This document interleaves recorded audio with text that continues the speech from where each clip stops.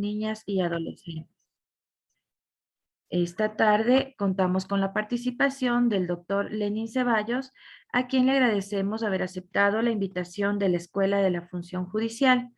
Antes de iniciar, me permito realizar las siguientes indicaciones.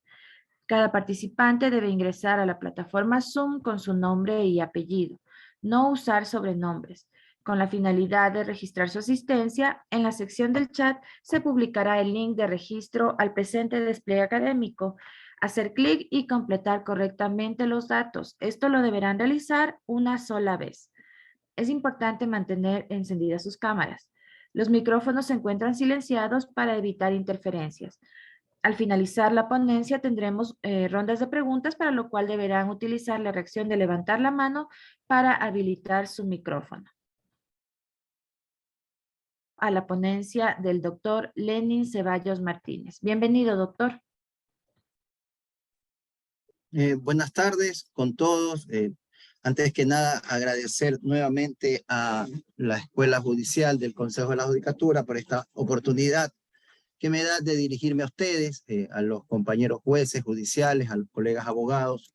Veo también algunos estudiantes conectados sobre este tema que realmente es tan interesante en el derecho de familia y que ha tenido un avance y una progresión tremenda en los últimos tiempos, sobre todo con la última sentencia de la Corte Constitucional del año 2021, en la cual se permite y establece algunos parámetros, referencias, direccionamientos y obligaciones inclusive para los juzgadores respecto a la valoración y al respetar la opinión de los niños, niñas y adolescentes.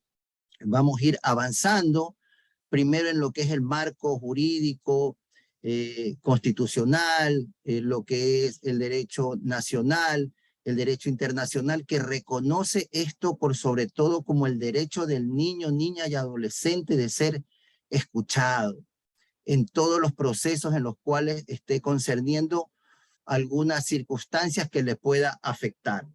Bajo este criterio, es indudable que nosotros no podríamos entrar a hablar del derecho a una opinión o al derecho del ser consultado por parte de los niños, niñas, adolescentes, sin dejar de hablar de lo que, como ustedes conocen, sobre todo los que hacen derecho de niñez y derecho de familia, lo que es el norte o la égida de todo nuestro accionar, tanto jurisdiccional como en el libre ejercicio, el cual es el interés superior del niño.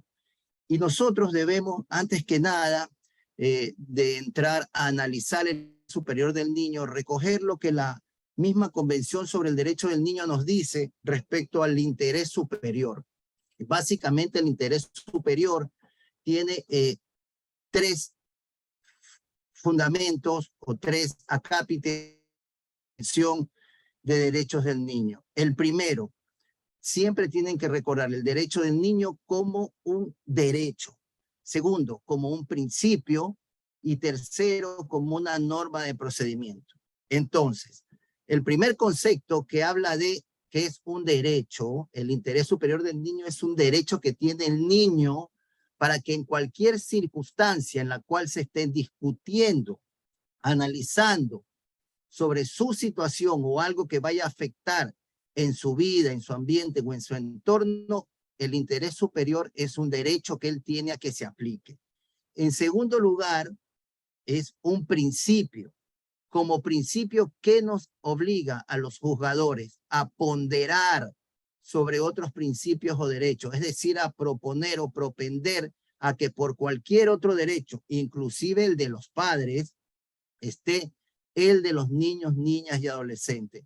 Y al final, como norma de procedimiento, en el interés superior es ir estableciendo en el sentido que se avance en cuanto al procedimiento, al establecimiento de las reglas a través de las cuales se tiene que garantizar este derecho, siempre respetando la situación de los niños, niñas y adolescentes. Bajo esta figura, entrando ya en este acápite en cuanto a los conceptos o las referencias en cuanto al interés superior del niño, nosotros vamos a tratar de que una vez que se finalice este conversatorio, ustedes puedan tener claro los conceptos, las normas jurídicas aplicables, ya sea sustantivas y adjetivas, así como primordialmente poder establecer los nudos críticos o los problemas que se presentan día a día cuando se tramitan procesos y los niños que tienen que ser escuchados. Cuando yo hablo y doy este tipo de conferencias o de charlas respecto a la situación de niños, niñas y adolescentes o en general respecto al derecho de familia, nosotros nos encontramos con una circunstancia particular. Como ustedes conocen, la mayoría de las resoluciones que se emiten en derecho de familia y que tengan que ver con niños, niñas y adolescentes no causan ejecutoria. Entonces, por tal motivo, no llegan a través de un recurso extraordinario de casación a la Corte Nacional. Eventualmente pueden llegar temas de filiación, temas de una extinción de alimentos, pero la mayoría llegan hasta las Cortes Provinciales. Por lo tanto, no existen en muchos casos criterios uniformes o fallos de triple reiteración que nos den luces en determinadas circunstancias del derecho de familia. Por eso es que nosotros vemos en el cotidiano acontecer del ejercicio profesional y de la administración de justicia que inclusive entre distintas provincias o a veces en una misma provincia o cantones o hasta en mismos jueces de una unidad judicial tienen criterios distintos respecto a una o a otra circunstancia. Entonces, efectivamente, esta situación de escuchar a los niños, niñas y adolescentes no escapa de esta realidad. Ya hemos de ir avanzando en el contenido de esta charla y vamos a ver cómo, por ejemplo, por darles un ejemplo un poco adelantando, hay jueces que efectivamente realizan la audiencia reservada solo, ni siquiera está la presencia del secretario. Otros jueces, en cambio, graban las audiencias reservadas porque consideran que de esa manera, en el momento en que están apeladas sus resoluciones, la sala puede escuchar lo que el niño o niña manifestó en su entrevista, en su audiencia reservada con el señor juez. Cristina, si avanzamos en la diapositiva, por favor.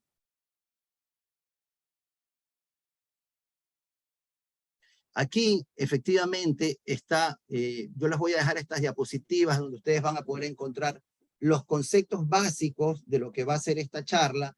Y aquí ustedes van a encontrar lo que habla respecto al concepto del derecho, que es el interés superior del niño, bajo 3 conceptos, no olvidemos. Es un derecho, es un principio y es una norma de procedimiento. Ese es el concepto básico, las interpretaciones a través de las cuales nosotros debemos interpretar el interés superior del niño, porque efectivamente en el ejercicio de la actividad jurisdiccional muchas veces nosotros decimos en base al artículo 11 el interés superior y uno puede dar una interpretación con la finalidad de la ponderación de establecer siempre como un eje primigenio los derechos de los niños por encima inclusive de los padres o de otras personas. Avancemos con la diapositiva, Cristina.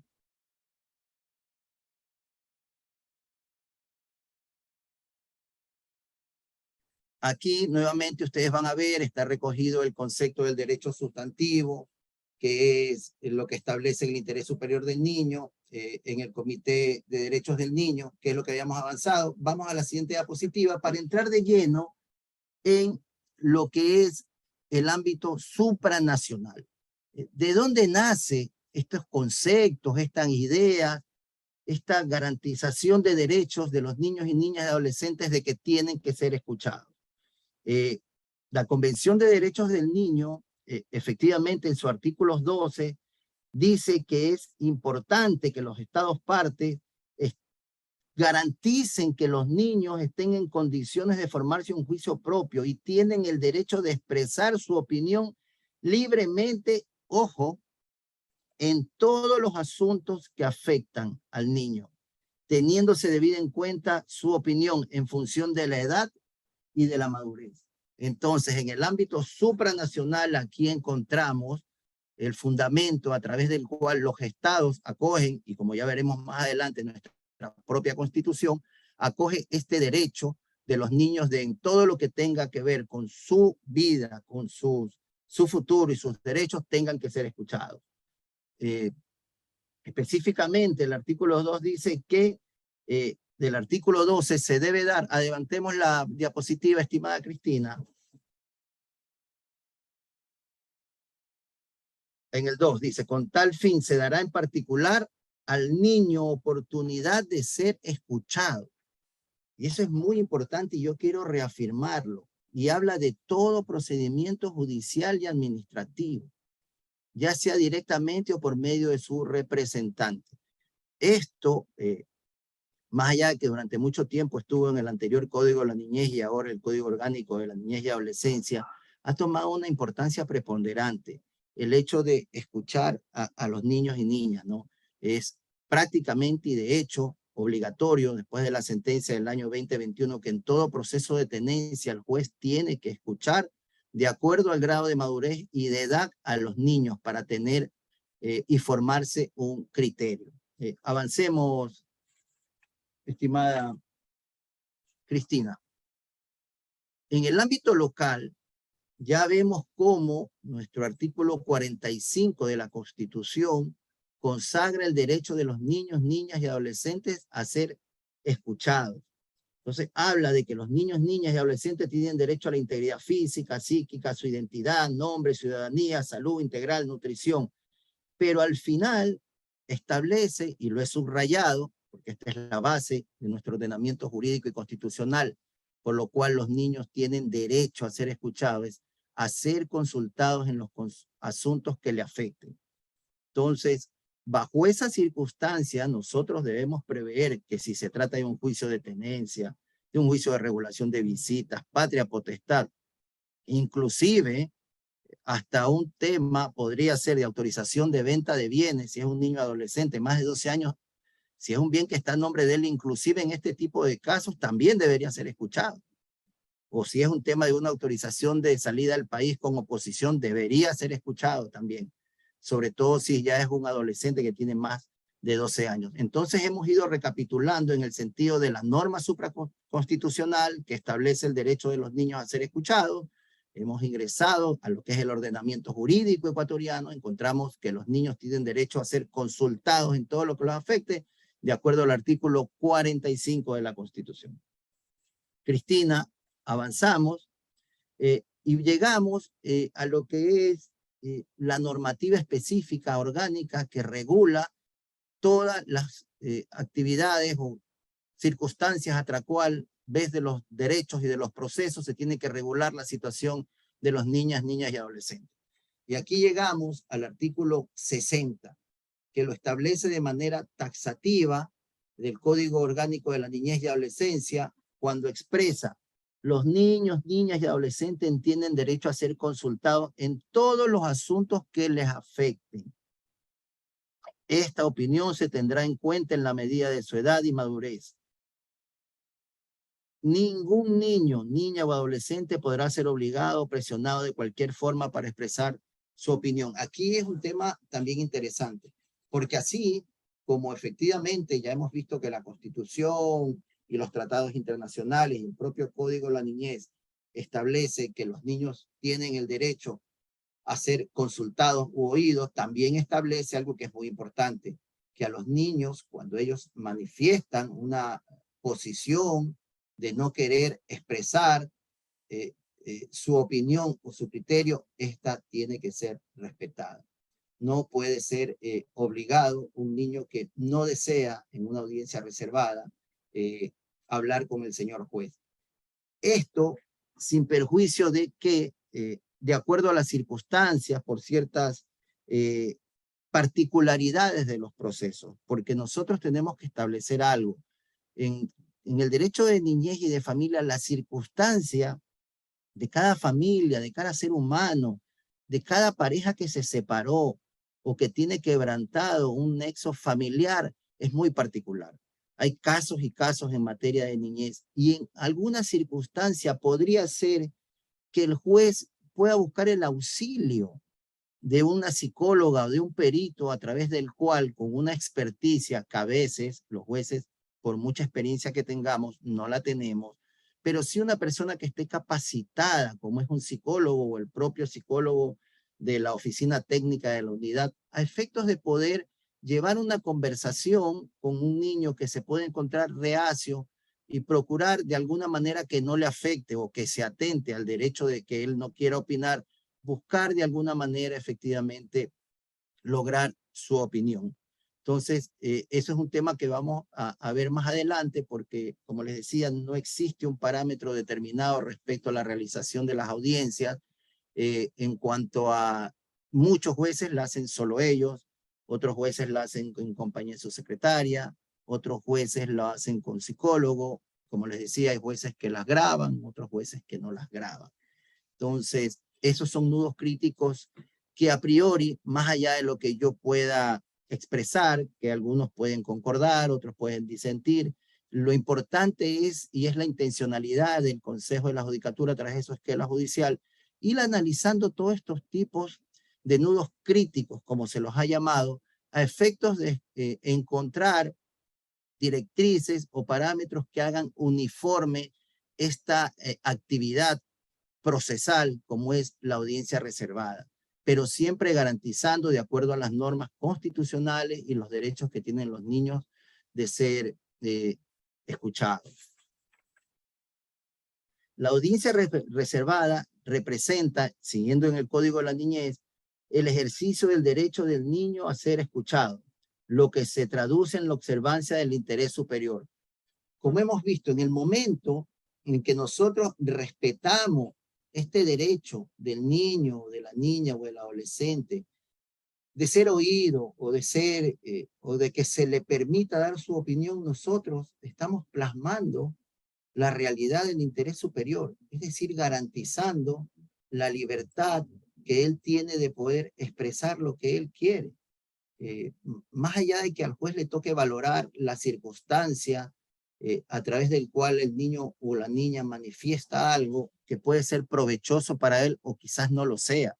Al juez le tocará ponderar, ya sea de manera a criterio de él o quizás también puede buscar el auxilio de la oficina técnica, que ya hablaremos del auxilio de la oficina técnica en la audiencia reservada, para llegar a establecer si en realidad lo que el niño opina, lo que el niño cree es beneficioso para él.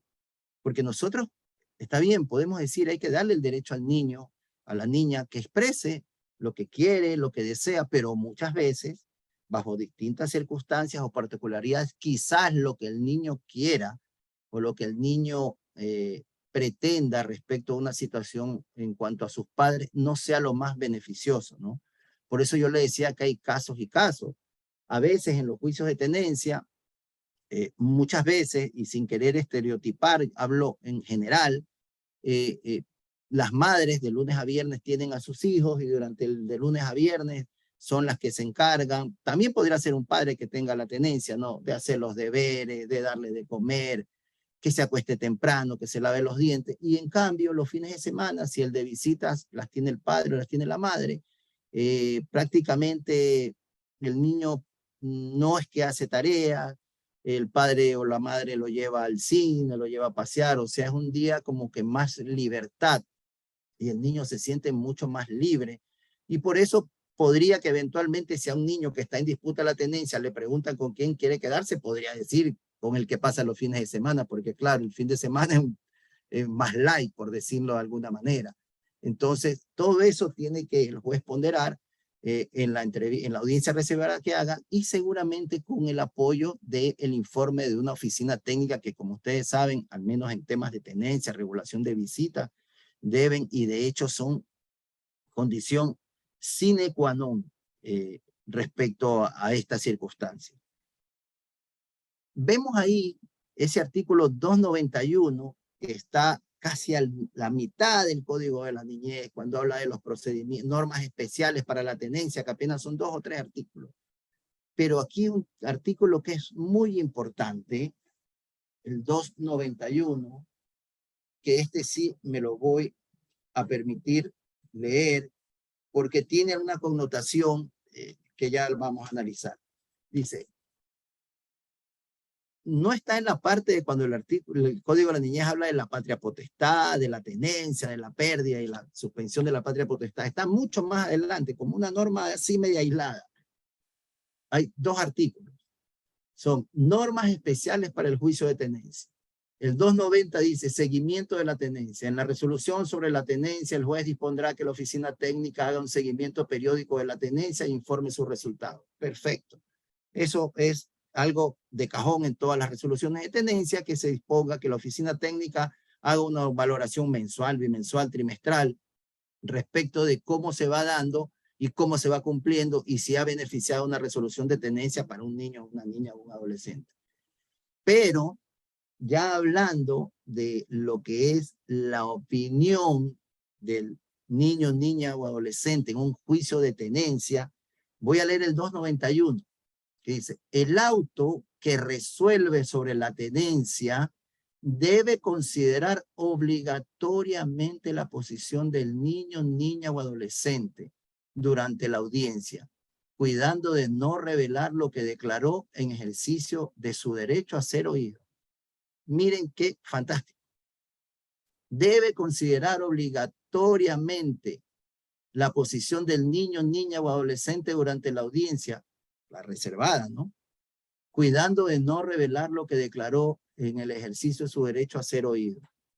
O sea, que el juez, de la manera que haga la audiencia reservada, si la quiso hacer solo, si la quiso hacer con su secretaria, si la grabó, si no la grabó, si la hizo con la psicóloga, el juez de alguna manera tiene que plasmar en su resolución lo que el niño, niña o adolescente le dijo. Y eso es algo muy interesante porque el juez tiene que buscar la manera de incorporarlo a su resolución, a su decisión, sin que tenga que decir lo que el niño le dijo en audiencia reservada, porque por algo es reservada. ¿Cuál es la finalidad que se debe entender en esta circunstancia? La finalidad es que la ley, ¿por qué lo impone en el juicio de tenencia? Porque lo que se pretende es evitar que en algún momento un padre o una madre se sienta afectado y se pueda romper un vínculo sabiendo que su hijo o su hija o su adolescente hijo o adolescente hija no escogió quedarse con él. Entonces, parte de la justificación de por qué esta opinión es reservada es casualmente para evitar esa confrontación, porque ustedes saben y conocen los que hacen niñez, que muchas veces los casos de tenencia, regulación de visitas, recuperaciones, lastimosamente se vuelven prácticamente una guerra. Y quienes están inmiscuidos en esa guerra y siempre salen perdiendo son los niños, ¿no? Recordemos algo, más allá de las normas que yo les pueda hablar y los principios que estamos obligados a respetar, hay algo que es algo muy importante y que es el norte en todos estos procesos. Y es que más allá de que estos no sean problemas jurídicos, son problemas humanos. Nosotros vamos a trascender o a tratar de lograr que un niño o una niña, por sobre todo, sea feliz. Más allá de los conceptos que yo les di respecto al interés superior, que un derecho, un principio, una norma de procedimiento, la doctrina española reconoce mucho en el interés superior del niño que va derivado, conexado a que el niño sea feliz. O sea, a la satisfacción integral de todas las necesidades de un niño, no solamente las económicas a través de una pensión de alimento, sino también sus necesidades afectivas, psicológicas, la necesidad de sentirse realizado desde niño y de alguna manera suplir a través de las decisiones judiciales, garantizando sus derechos, esa pérdida que ya un niño o una niña tiene cuando un hogar se fractura. El artículo 11, que como ustedes conocen es la égida y el norte de nuestro accionar en derecho de niños, niñez y adolescencia, establece que nadie podrá invocar el interés superior del niño sin escuchar previamente la opinión del niño involucrado en esta, que esté en condiciones de expresarlo. Entonces, miren aquí hay una norma que nadie puede, ningún juez o un abogado, alegar el interés superior creyendo, por eso les decía, que es lo mejor para el niño sin escuchar al propio niño. porque al final hay que reconocerle el derecho y no puede ser una limitante la edad o creer que porque son niños o niñas o menores de edad no pueden tener un criterio o una opinión. Ya sobre eso la Corte Constitucional nos ha dado alguna referencia en cuanto a que la edad no debe ser una limitante, o por el hecho de que sean menores de edad, no consideremos que puedan tener la capacidad de poder discernir con algún grado de madurez sobre su situación. Avancemos a la siguiente diapositiva, Cristina, por favor.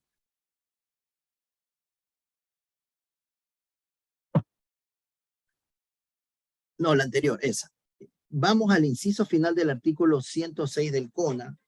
Recordemos que este artículo sufrió una modificación supremamente importante porque la Corte Constitucional en una sentencia reciente modificó aquel criterio que establecía que todos los niños, niñas menores de 12 años, cuando no existía un acuerdo de los padres respecto a la tenencia, obligatoriamente iban a tener que ser asignada la tenencia a la madre.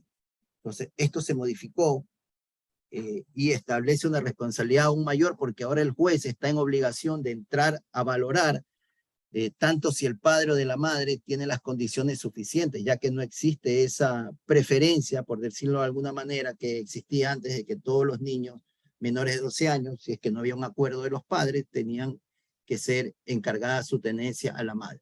Entonces, aquí nosotros encontramos en el inciso final del artículo 106 lo siguiente: la opinión de los hijos e hijas menores de 12 años será valorada por el juez, considerando el grado de desarrollo de quien la emita.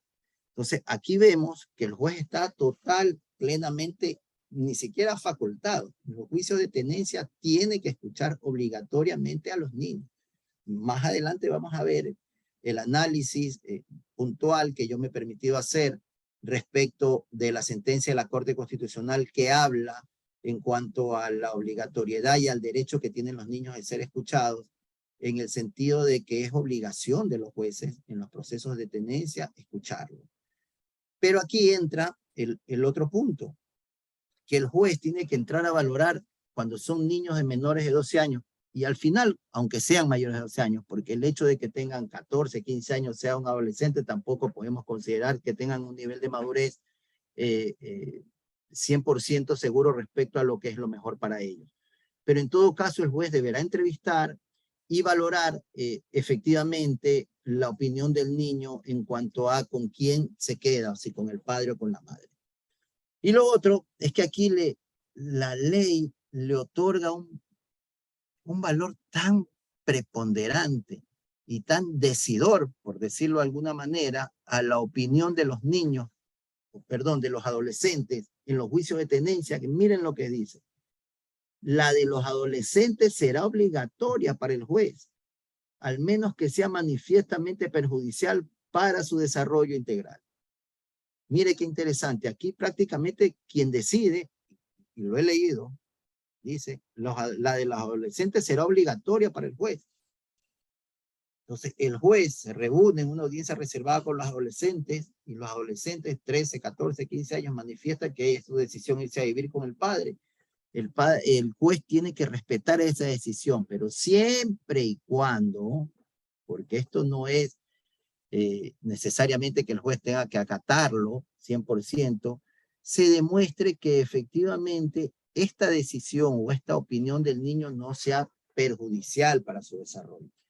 Es decir, que si nosotros comprobamos a través de la oficina técnica que un adolescente decide irse a vivir con el padre, pero en el informe técnico, la oficina técnica ha podido recabar que efectivamente cuando el adolescente está con su padre, como que tiene más libertad, sobre todo en la adolescencia. Nosotros conocemos que en la adolescencia es una etapa difícil en el ser humano, hay mucha rebeldía, muchas circunstancias particulares. Entonces, donde haya menos control, a veces los adolescentes quieren irse, y entonces el juez puede valorar si el informe de la oficina técnica dice que efectivamente con el padre o la madre, si es que se va dependiendo de un régimen de visitas, tiene una libertad más amplia que le permite salir, ir con los amigos y a fiesta, obviamente con la mentalidad de muchos niños de ahora quizás, pretendería ir a un lugar donde para él le va a ser muy fácil o más fácil vivir lo que él quisiera.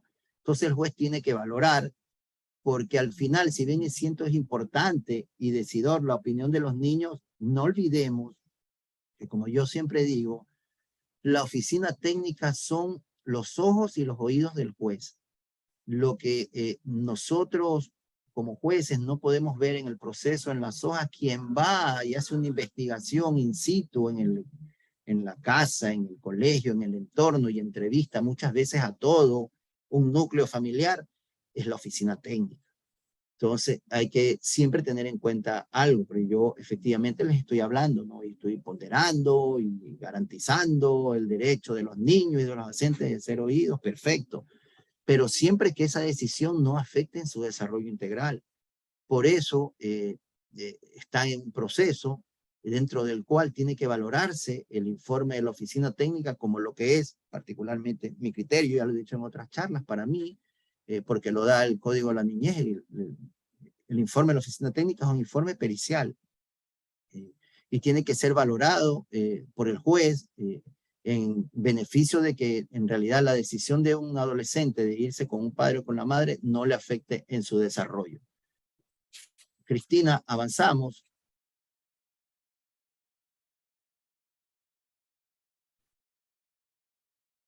Ese es el artículo 291, que ya lo habíamos leído, en cuanto a que no se encuentra en lo que es las normas. Nosotros revisamos el 117, 118, 119, donde está la patria potestad, la limitación, la suspensión, encontramos la tenencia. Este artículo no está ahí. Extrañamente está más adelante, donde hablan normas especiales para los juicios de tenencia, que ya les dije que son el 290 y el 291, y aquí habla de esa obligación que tiene el juez de no revelar lo que le dijeron en audiencia reservada. Avancemos, por favor. Y aquí llegamos a algo en el cual sí me voy a poder detener particularmente, analizar, porque esta sentencia, la sentencia 200-12-JH-21, cuya ponencia es el doctor Enrique Herrería Bonet, se originó después que se acumularon, después de mucho tiempo que estaban en la Corte Constitucional, algunas acciones extraordinarias de protección por temas de incumplimiento del régimen de visitas, por algunas decisiones de las juntas cantonales de protección de derechos, por algún habeas corpus cuando se ha presentado que pueden haber detenido a alguien o algún padre o una madre por no haber cumplido un régimen de visitas. Entonces se acumularon todos estos procesos y sale esta sentencia, en la cual en algunos párrafos específicamente, y sería importante porque más allá de que es una sentencia un poco amplia, pero los que específicamente hablan de la valoración o la obligatoriedad de escuchar al niño o niña y adolescente en todos los procesos son del 129 al 139. Esos párrafos que establece la Corte Constitucional, el 129, que es muy interesante,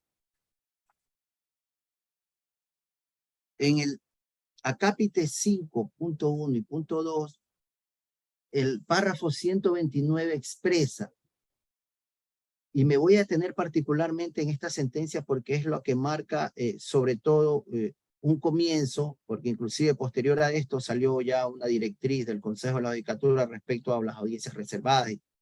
La opinión de los niños, niñas y adolescentes juega un papel fundamental en los procesos anteriormente descritos, pues si se encuentran en condiciones de formar su propio juicio, se les debe garantizar el derecho a expresar su opinión libremente en todos los asuntos que les afecten. Todos los asuntos.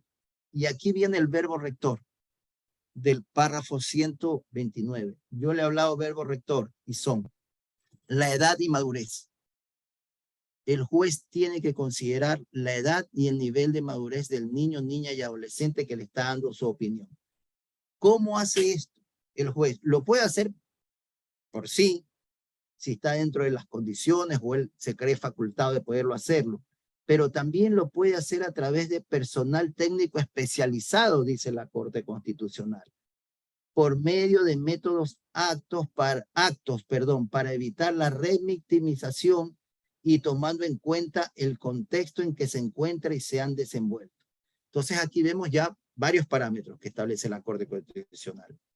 Edad y madurez, métodos aptos para no revictimizar y tomando en cuenta el contexto del niño y de su vida y de su entorno. Ustedes entonces van viendo cómo aquí ya la Corte Constitucional va dando algunas referencias o parámetros como para poder valorar esta opinión. El párrafo 130 nos dice algo muy importante también. No se puede permitir que a partir de la premisa de que un niño es incapaz de expresar sus propias opiniones, no corresponde escucharlo. Entonces, aquí es muy importante porque muchas veces se dice, ¿por qué los vamos a oír si son niños? Ellos no saben lo que quieren. Entonces, aquí la Corte Constitucional dice que nosotros no podemos partir de este, por decirlo, prejuicio de que porque son niños o porque son adolescentes, ellos no pueden opinar o decidir sobre su futuro. Entonces, en este párrafo, el 130, la Corte Constitucional es supremamente claro sobre este punto. Avanzamos a la siguiente diapositiva. El 131, y ustedes han visto ahí, yo se los voy, están condensados puntualmente en algunas particularidades, pero yo me he permitido para que les quede como un insumo, sin perjuicio de lo que yo les pueda indicar.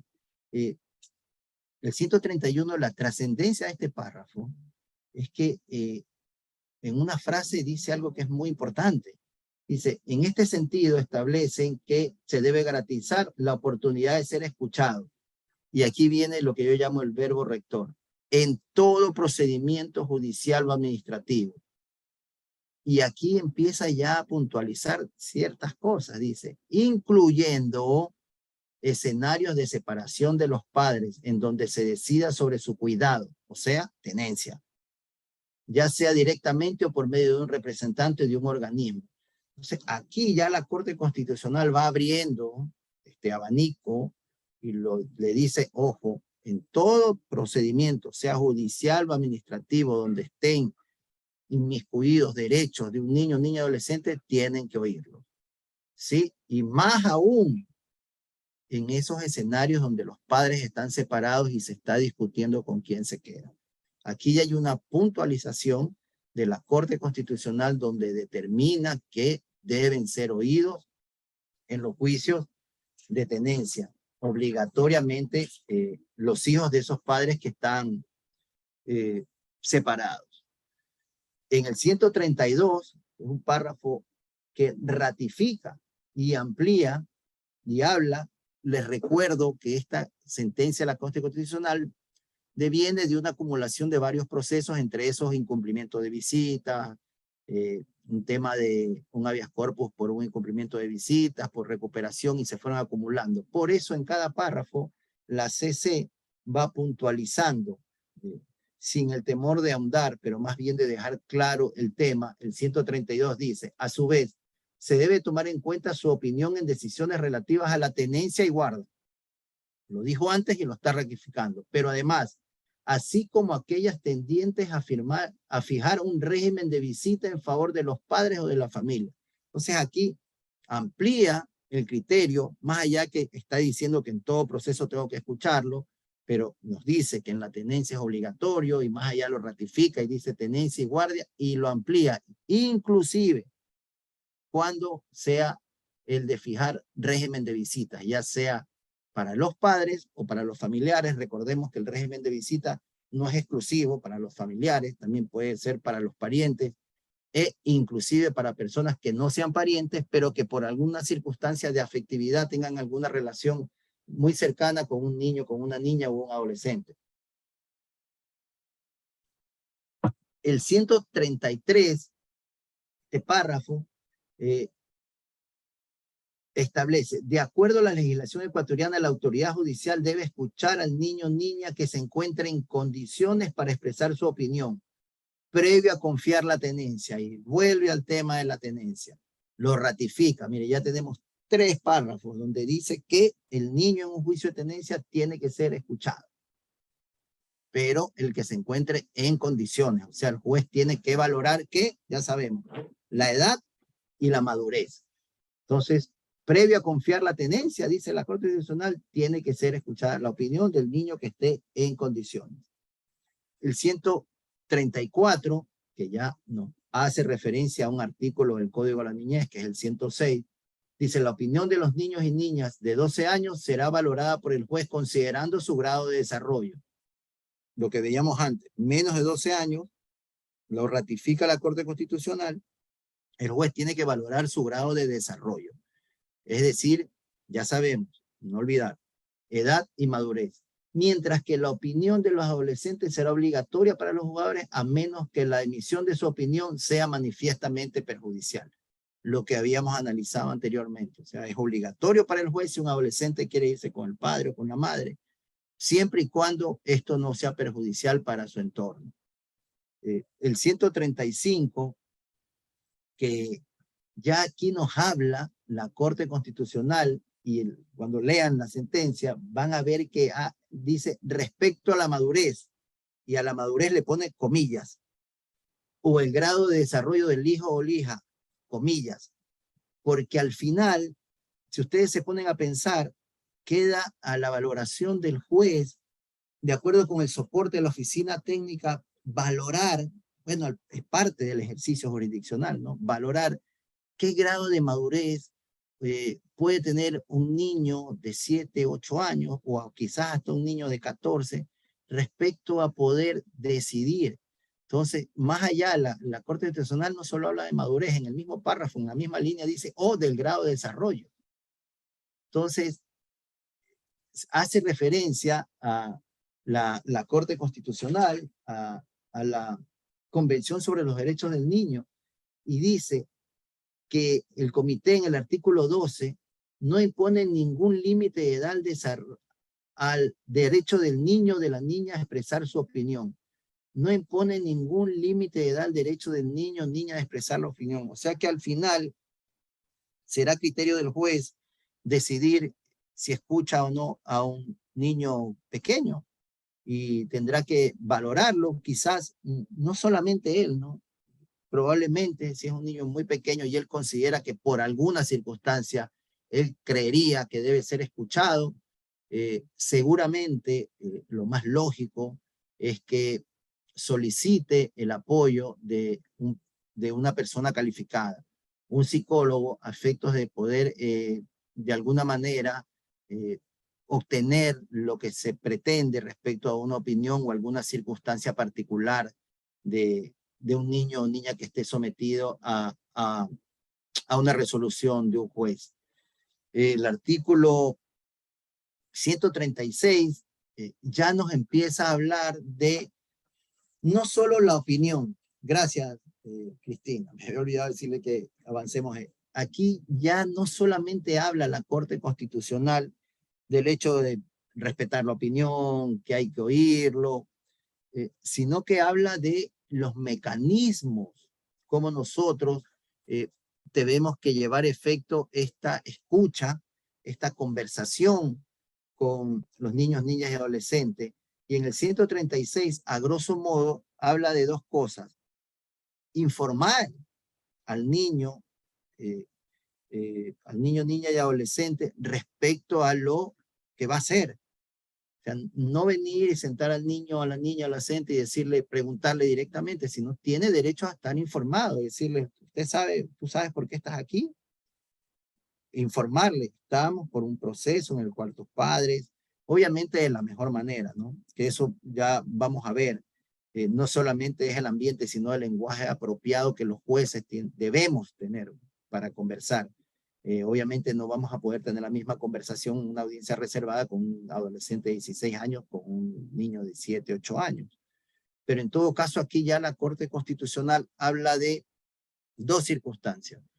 Informar, que más adelante vemos que ya el Consejo de la Judicatura, en una directriz, en una guía más bien, perdón, en una guía muy amplia sobre cómo precautelar el interés superior del niño en las acciones jurisdiccionales, me refiero a las acciones en los procesos, tiene un acápite donde recoge la sentencia de la Corte Constitucional y nos da parámetros, específicamente 10 parámetros de cómo llevar a efecto esta audiencia reservada, porque no es solamente el hecho de oírlo, sino de cómo la viabilizamos, a efectos de no vulnerar sus derechos o que ellos se sientan presionados, porque obviamente convengamos en algo, ¿no? O sea, no es normal que un niño de 10, 12 años o un adolescente de 17 tenga que ir a un juzgado, ver a un poco de gente, algunos internados, otros con corbata, con juicios, con cara de serio, cuando en realidad él debería estar en otro lado, estudiando, jugando fútbol en un parque con sus amigos.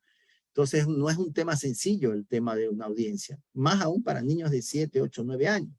Ir a un juzgado, ver una persona con terno, con corbata, o a veces a una sala, 3 señores que están arriba de un atrio.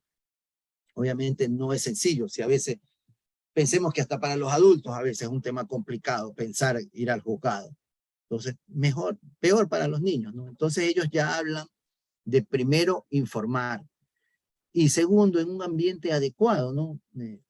Dios quiera que más allá de que efectivamente existen áreas lúdicas en los complejos y en las unidades, en algún momento se pueda viabilizar lugares, como se llama ahora, amigables respecto a la situación de los niños, ¿no? Yo tengo, Dios mediante, 24 años de juez, yo soy juez de la niñez y ahora soy juez de sala, pero cuando fui juez de primer nivel, eh, yo tenía, más allá de que particularmente me gustan ese tipo de muñecos de colección de superhéroes, yo tenía y me servía porque los niños entraban a mi oficina y veían los muñecos y me servían como un nexo, como para romper el hielo.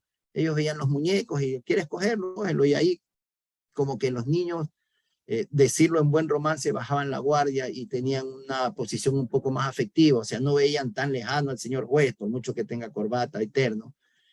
Entonces, es importante esto de, como dice la Corte Constitucional, un ambiente apropiado. Yo recuerdo, y se los comento como una particularidad, en algún momento, cuando hice una audiencia reservada con 2 niños, un niño de 10 años y una niña de 8 años, se sentaron al frente mío, estábamos solo los 3 en una audiencia reservada, los niños tal cual se tiraron al piso delante del escritorio, sentados delante del escritorio en el piso. ¿Y yo qué hice? Yo también me senté en el piso. Se rieron cuando me vieron al señor juez en el piso, pero me sirvió como para ir aflojando tensiones, porque obviamente los niños que se sientan a hablar ante un juez y se sientan en el piso y no querían hablar, obviamente es un tema complicado. Afortunadamente eso de sentarme en el piso con ellos me sirvió, y ya depende mucho del manejo, de la ductibilidad o del tino que podamos tener los jueces a efectos de estas audiencias reservadas, ¿no? Yo hace un rato acabo de topar algo que es muy importante, más allá, como yo les digo, podemos hablar de los principios, las normas, los derechos, pero el ambiente y el lenguaje bonito, pero recordemos al final que son niños, son niñas, son adolescentes que muchas veces han sufrido la ruptura de un hogar. Yo les podría decir, sin ánimo de equivocarme, cuando era juez de primer nivel, yo entrevistaba a los niños, cuando era audiencia reservada en temas de tenencia, el 100% de los niños, cuando yo les preguntaba, ¿qué quieren ustedes? Ellos me decían que nuestros padres regresen. O sea, ese mundo ideal que tienen los niños o que todos los tuvimos cuando fuimos niños y que en algún momento, alguna circunstancia, se ve roto porque ya un padre ya o una madre no está presente, es un tema que afecta y afecta mucho, sobre todo los que están inmensos en este tipo de temas de niñez sabrán comprender. Por eso es muy importante, pero muy importante el tema de la audiencia reservada, tratar de lograr la menor afectación a los niños y a las niñas y sobre todo que los jueces tengamos el tino de poder manejar este tipo de conversaciones a efectos de poder procurar lo mejor para ellos, ¿no? El párrafo 137, la Corte reafirma, mire que parecería reiterativo y de hecho lo es. Dice, esta Corte reconoce que la opinión de los niños, niñas y adolescentes resulta fundamental al momento de confiar la tenencia y la tutela, así como para la fijación del régimen de visita. Lo anterior se debe realizar en aras de garantizar el interés superior del niño, niña y adolescente con el objetivo de generar un entorno en que se sientan respetados y seguros de expresar libremente sus opiniones. Avancemos, por favor, Cristi. Los dos últimos párrafos, el 138, dice, los jueces tienen la obligación de escuchar a todas las niñas y adolescentes independientemente de su edad, previo a decidir sobre el régimen de visita, o para escuchar cuál es su opinión sobre un posible impedimento de régimen de visitas por algunos de sus progenitores. Ah, miren, qué interesante. Aquí no solamente dice que como en todo caso hay que escucharlo, sino que va, como quien dice, direccionando la discusión en el sentido de, dice, o para escuchar cuál es su opinión sobre un posible impedimento de régimen de visita por alguno de sus progenitores. Aquí ya la Corte Constitucional está aterrizando en circunstancias particulares, porque puede haber, a veces hay diferencias grandes, no solo por la tenencia, sino por el régimen de visitas. Hay muchas madres, hay muchos padres que se niegan a que el padre o la madre de su hijo tengan visitas, las limitan, se oponen, son unas guerras. Entonces, al final, quienes se pelean un régimen de visitas son el padre y la madre.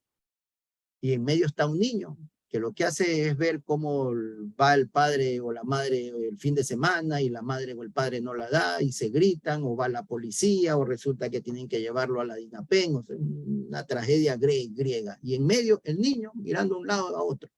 Entonces aquí nos deja en claro la CC que hasta para el tema del régimen de visitas, si puede haber alguna circunstancia que efectivamente por la cual tenga que limitarse, restringirse o suspenderse las visitas, tiene que consultarse al niño, hasta en estos casos, ¿sí? Porque recordemos algo, efectivamente por alguna circunstancia se puede suspender las visitas, pero esto no es perenne. Y es más, el juez, recordemos el Código de la Niñez, y esto como un aporte nada más, cuando suspende un régimen de visita, tiene que igual en la misma providencia o en la misma resolución, disponer un mecanismo a efectos de que se subsane esta suspensión del régimen de visita. Ir a terapia psicológica, un apoyo psicosocial. Entonces, aquí la Corte Constitucional hace un acápite especial en el régimen de visita. El artículo 139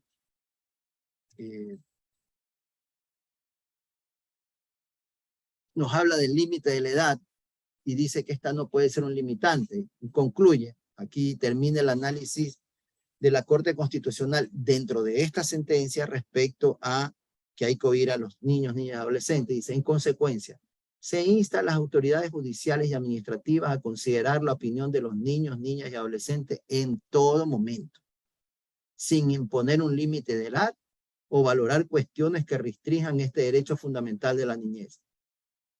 La edad en sí misma no puede determinar la trascendencia de las opiniones, por lo que se debe brindar las herramientas a través de las oficinas técnicas pertinentes para que los niños, niñas puedan ser escuchados y expresen libremente su opinión. A ver, aquí nos vamos a detener porque aquí hay algo interesante.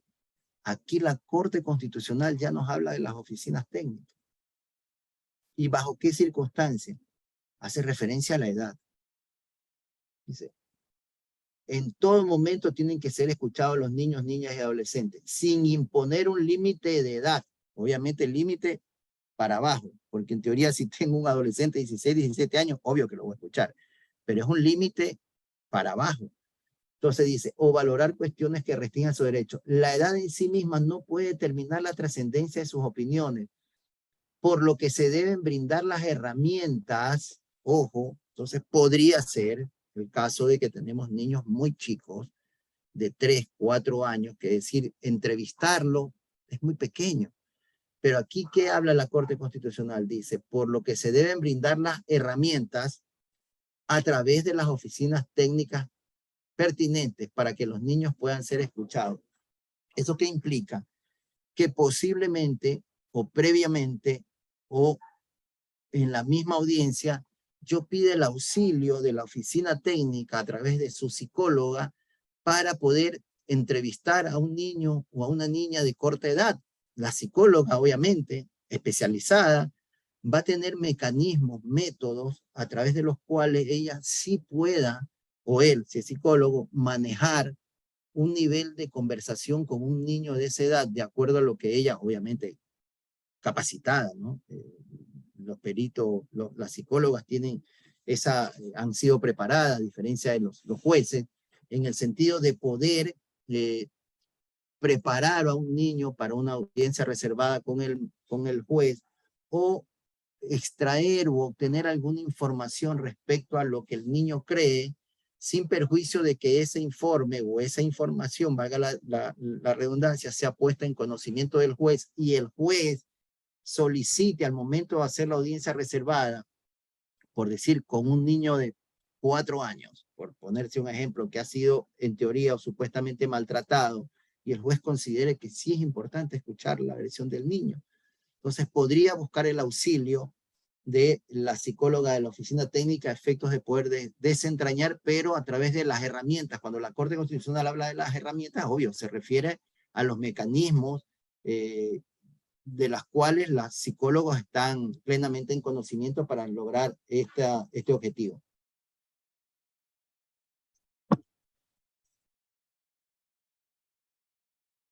Continuemos, por favor.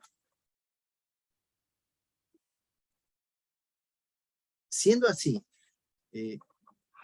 vamos a topar y nos vamos a valer de una de las observaciones de número 14 del Comité de Derecho, que habla en cuanto a que el interés superior, la evaluación del interés superior implica valorar y sopesar caso por caso todos los elementos necesarios para tomar una decisión. Y esto es importante. Y cuando hablemos del interés superior, ya sabemos que el hecho de escuchar a un niño o una niña o adolescente es una aplicación directa del interés superior. Pero lo vital aquí, lo que yo les quería decir y que también lo dice la Corte Constitucional, es que debe ser valorada esa opinión de acuerdo a cada caso particular y cada circunstancia. No todos los casos son iguales y en materia de niñez, más. Son casos total y absolutamente distintos. No digo que no sean más importantes que los juicios laborales, que los juicios civiles, donde discutimos un pagaré, una reivindicación, una prescripción, una indemnización. No, obvio, también son importantes. Pero estos tienen una connotación distinta porque cada ser, aunque parezca una frase trillada, cada ser es un mundo y cada circunstancia es un mundo. Nosotros vamos a ver casos y particularidades de casos de tenencia, de recuperación, de régimen de visita, donde cada particularidad que le toca vivir a un chico, a un niño o una niña son realmente distintas a las de otros. Entonces, lo que nos habla la observación 14 es que nosotros tenemos que analizar caso por caso. ¿Qué es lo que nos quiere decir? Aquí no hay reglas taxativas para todos, para aplicar. En realidad, aquí viene la facultad del juez al escuchar a un niño o al valorar una prueba o un informe técnico de sopesar la circunstancia o el entorno particular del caso que está sometido a su criterio, ¿no? Deben respetarse el derecho a la opinión, el derecho a la identidad, el derecho a la familia, la convivencia familiar, el cuidado, protección, seguridad, la situación de vulnerabilidad, el derecho a la salud. Avancemos, Cristina, por favor. Ya, nosotros vamos a ver, y esto es un acápite, y me voy a permitir, sin perjuicio de que efectivamente esta es una una charla respecto a la audiencia reservada, determinarles que hay distintas formas de escuchar, de entrevistar, o de que una autoridad tenga contacto con un niño, con una niña o un adolescente. Una de estas, obviamente es la que estamos viendo, es la audiencia reservada, que se hace exclusivamente con el señor juez. La otra es la que se conoce como una entrevista, que se hace con la oficina técnica, y otra es el testimonio anticipado propio de los procesos penales.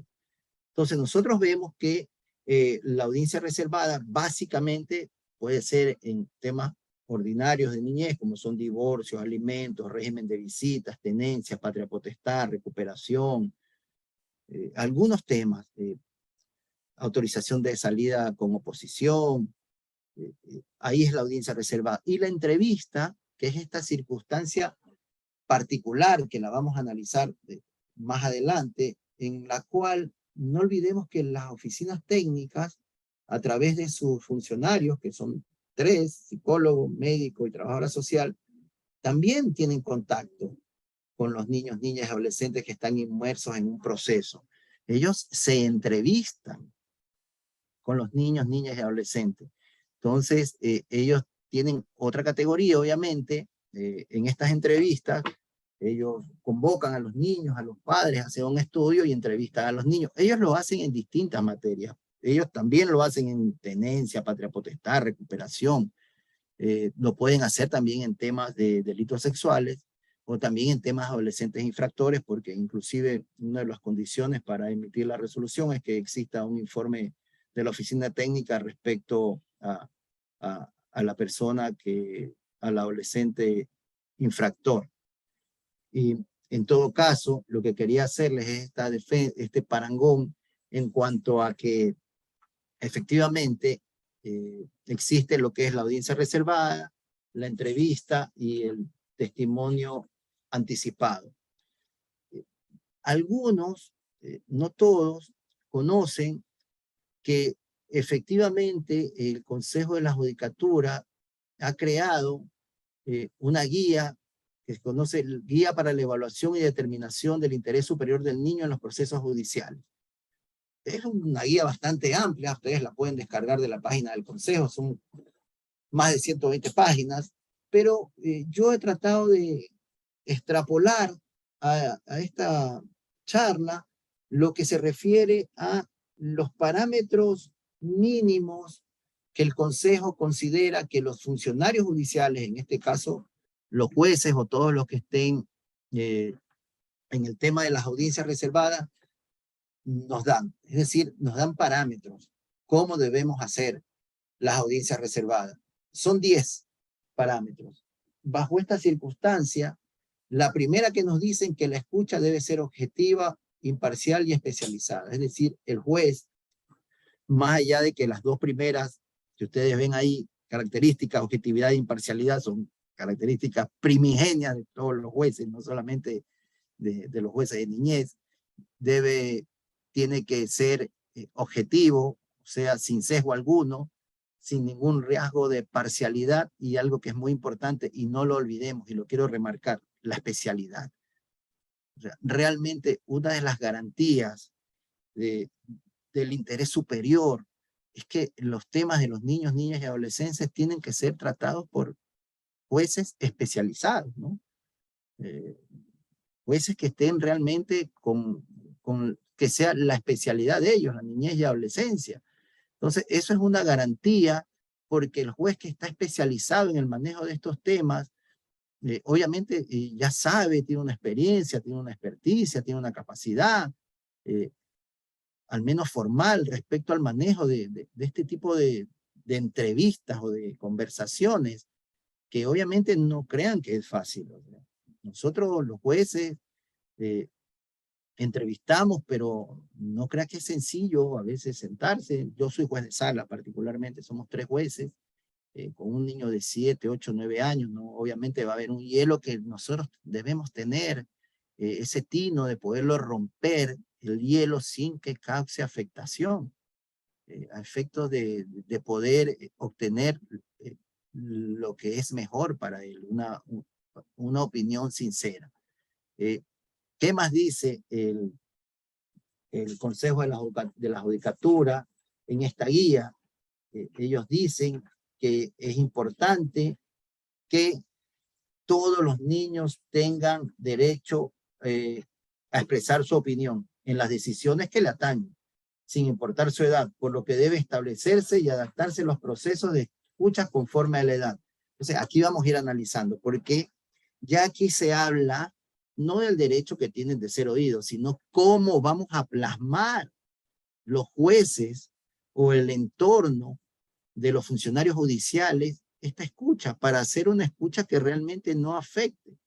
Entonces nosotros vemos que la entrevista puede ser sin importar la edad, pero lo que debe establecerse y adaptarse son procesos de escucha conforme a su edad.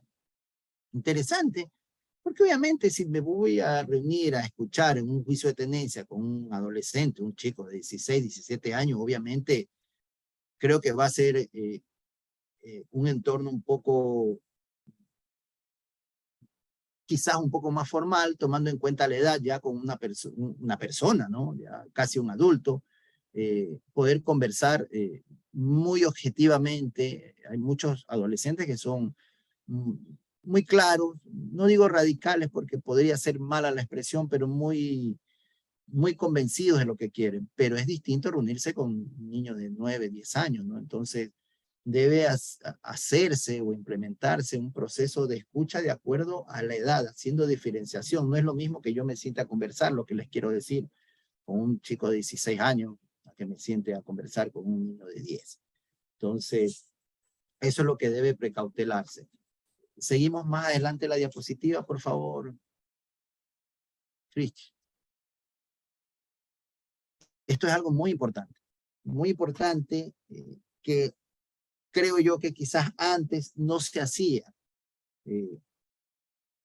Uno hacía las entrevistas con los niños y como que al propio juez le chocaba decirle, ¿sabes? Tú estás aquí porque tus padres esto. Entonces, pero ya vemos que realmente el niño tiene derecho a saber. Tiene derecho a saber porque lo que se está discutiendo, resolviendo es, no voy a decir su interés superior, porque de hecho es así, pero es su felicidad, como yo les había dicho. Estar bien, poder tener una vida en paz y tranquila en la medida de lo posible, ¿no? Entonces, este parámetro que establece esta guía, que como les recuerdo, la pueden encontrar en la página del Consejo de Judicatura, dice: el niño o niña deberá ser informado de una manera sencilla y clara sobre el objetivo de la audiencia y los pasos que vendrán posteriormente. Así es.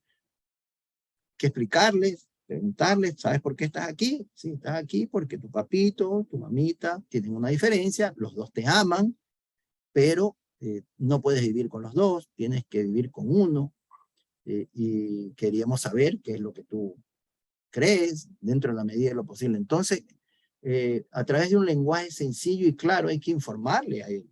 Tiene derecho a saber, él no puede entrar engañado o dorarle la píldora, como dicen en buen romance, discúlpenme el término, en el sentido de que yo voy a buscar la manera de evitar de que él sepa. No, ningún sepa. Si él sabe, pues si va a un juzgado es porque sabe que hay un problema y que los padres están enfrentados, ¿no? Eso es una realidad. Entonces, lo mejor es ser sincero, doloroso, es una pena. Realmente creo que ninguno de nosotros quisiera, más allá de que de pronto por alguna circunstancia nos haya podido pasar que nuestros hijos tengan que entrar en algún problema judicial, en algún juzgado por alguna diferencia con su padre o con la madre, pero no es lo ideal, ¿no?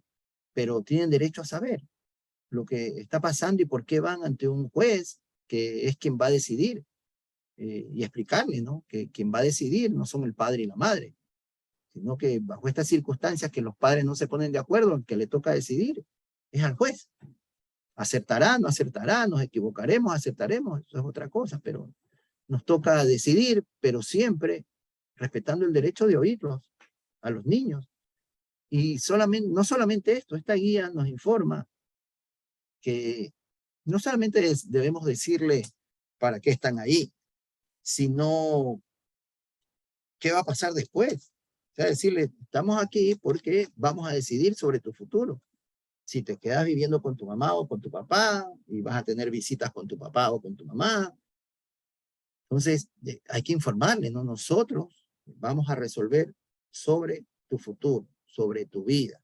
O sea, si decidimos que continúes con tu madre, vas a tener visitas con tu papá, ¿qué día te gustaría ver? ¿Te parece bien? Viernes, sábado, o sea, eso es importante. El niño al final tiene que inteligenciarse porque asumamos una realidad. O sea, ya al niño le tocó vivir una realidad diferente a la que él hubiera querido, que es vivir en un hogar donde está padre y madre, ¿no?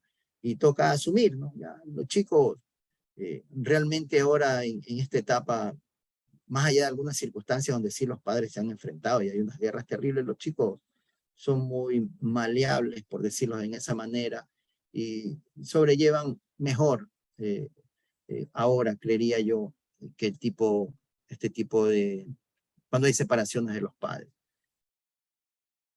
También nos establece esta guía en el numeral 4 que se debe atender a las necesidades específicas de cada niño o niña, tales como situaciones de discapacidad, comprensión del lenguaje, garantizar la traducción, intérprete de otros niños. O sea, es verdad, a veces hay niños que tienen grados de discapacidad, que habría que ver la conveniencia, por ejemplo, ahí yo sí creo mucho en el aporte que puede tener la oficina técnica al juez como un organismo auxiliar, que puedan hacer una valoración previa respecto a si es conveniente, dependiendo de qué tipo de discapacidad tenga el niño o niña, que se entrevisten con nosotros o, en todo caso, poder obtener el auxilio de la oficina técnica.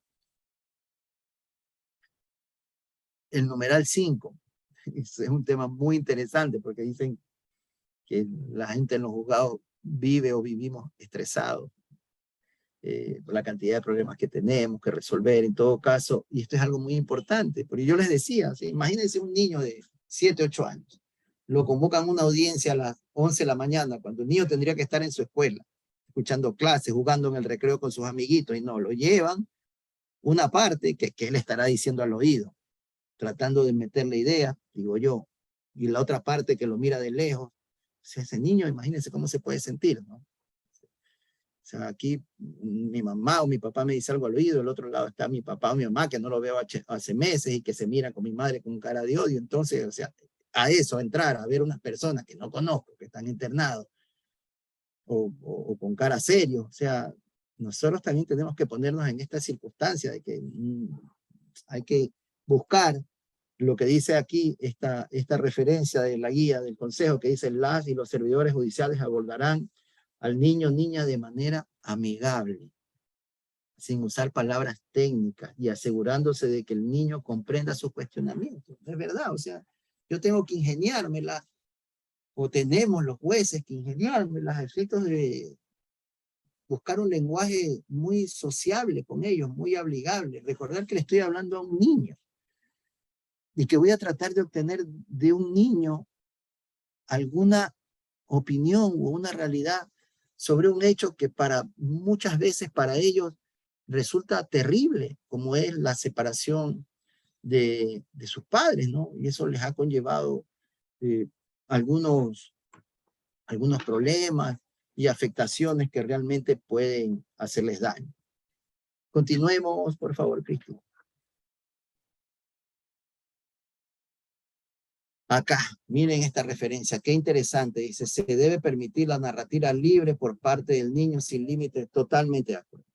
Totalmente de acuerdo. O sea, si un niño quiere hablar, dejémoslo que hable. Hay muchos niños, a veces cuando los jueces hacemos audiencia, nos hablan de otras cosas, ¿no? Dice, sí, y empieza a hablar de la escuela. ¿Saben qué? Tengo un amiguito, o ¿sabes qué? Estoy en una escuela de ballet. Listo, esa es la manera en que los niños van aflojándose y van ganando confianza, ¿verdad?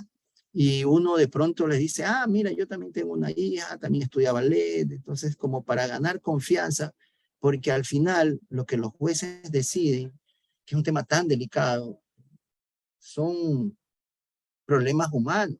De ese niño o esa niña depende muchas veces nuestra felicidad. Entonces es importante dejar que hable, que se expresen y de esa narrativa abierta, porque el juez lo que va a hacer es oír, va a escuchar a un niño que está hablando de su vida y ahí nosotros vamos a desentrañar quizás muchas de las cosas que quisiéramos saber sin necesidad de preguntarla, porque el niño va a hablar de su vida, de lo que hace, si estudia, si va al parque, si tiene amigos, si tiene un perrito. Entonces, eso nos puede servir mucho. Por esto es esta directriz de dejarlos hablar, porque eso puede ser un insumo para nosotros. La séptima recomendación dice, las preguntas deben realizarse con un objetivo claro sobre asuntos relevantes encaminada a la posterior determinación del interés superior y evitando. A ver, esto también es muy interesante porque yo, más allá de que en la audiencia reservada pueda hacer una introducción general, hablar de ciertas cosas que no tengan nada que ver con el proceso, pero como efectos de romper el hielo, por decirlo de alguna u otra manera. Pero ya después yo tengo que he superado esa etapa del conocimiento con el niño, con la niña, de la pregunta. Yo tengo que entrar a hacer preguntas y siendo de una manera como lo está establecido anteriormente, muy amigable, a buscar el objetivo, lo que yo, cuál es la finalidad de la audiencia reservada. Si quiero saber si efectivamente él quiere quedarse viviendo con la madre, si quizás efectivamente no quiere ir con el padre tantos días, ¿por qué no quiere ir con el padre tantos días? ¿Qué pasó? ¿Por qué quiere dejar de vivir con la madre y se quiere ir con el padre cuando el padre no lo ve tanto tiempo? O sea, son circunstancias y circunstancias que tienen que ser valoradas, como yo les había dicho antes, caso a caso, ¿no? El siguiente punto dice, se debe contemplar el acompañamiento de un profesional en psicología, parvulario, trabajo social, según la necesidad. A ver, este es un punto interesante. Muchos jueces lo hacen o lo hacemos en el sentido de invitar o que en la diligencia de audiencia reservada, si el caso particular lo amerita, tener el apoyo de una psicóloga. Preferiblemente siempre se designa la psicóloga que forma parte de la oficina técnica de una unidad. Evidentemente, la psicóloga no va a hablar, no va a preguntar nada, solamente cuando el juez o la sala la autoriza. En ese momento, cuando el juez o la sala la requiera, la psicóloga puede intervenir a efectos de algo. Porque es muy importante y podría ser algo que en algún momento podría ser una directriz, ¿no?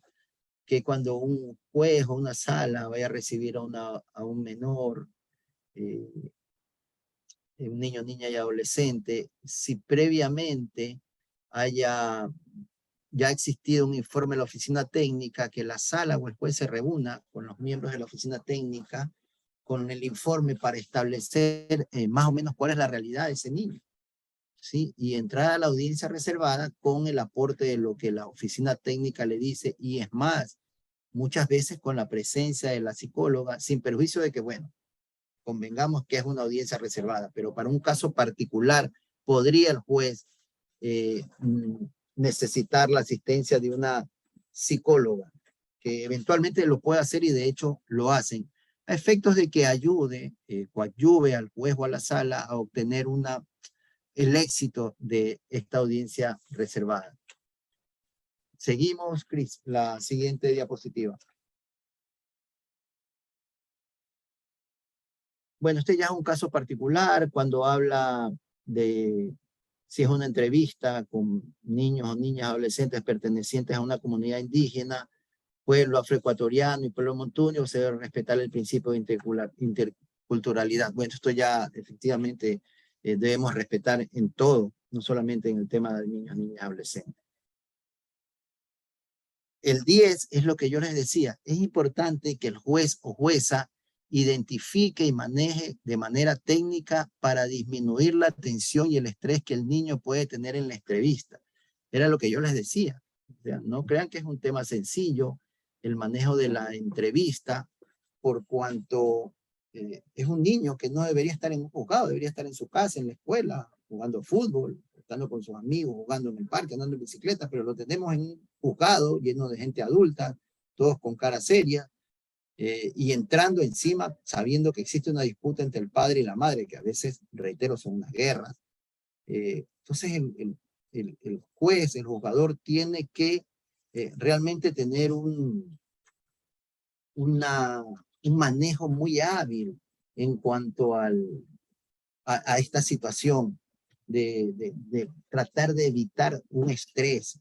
O sea, esta guía que ha creado el CJ, aparte que está de la mano con todo lo que hemos visto, ¿no? Las convenciones internacionales, la Corte Constitucional, la sentencia, la Constitución, el Código Orgánico, es una manera de viabilizar el hecho de que la audiencia reservada tenga una situación de afectación menor al niño. Continuemos, Cris.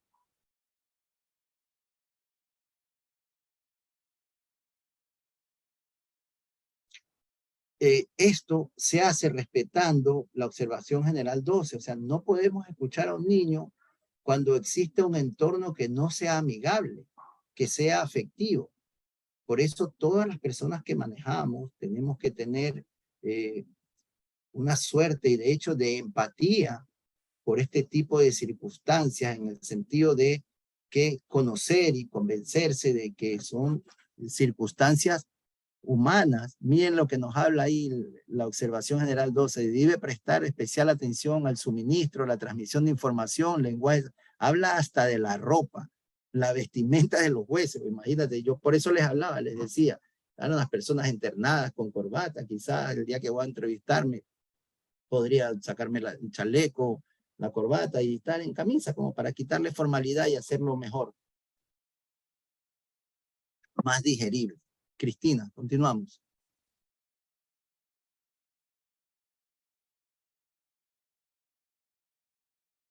Eso es lo que ya les había hablado, el parangón entre la audiencia reservada, la entrevista en la oficina técnica, el testimonio anticipado en los procesos penales, y que efectivamente la audiencia reservada tiene que ver con lo que ustedes ven allá abajo, el divorcio, alimentos, régimen de visitas. Avancemos en las diapositivas hasta llegar a los informes de la oficina técnica. Eso, ahí quería llegar, efectivamente. Dentro del sílabus que asignamos con la escuela judicial respecto a la audiencia reservada, que como ustedes conocen y la hemos analizado en este tiempo, la hacen los jueces de manera personal en los procesos, pero también quisimos de alguna manera analizar, ya lo hemos hecho cuando hemos dicho que el juez puede buscar el auxilio en una audiencia reservada, eventualmente, más allá de que sea reservada, el apoyo de la oficina técnica o una psicóloga que la acompañe en casos excepcionales. Pero también vemos que de alguna manera, no es audiencia reservada, pero las oficinas técnicas también entrevistan a los chicos, a los niños y a las niñas.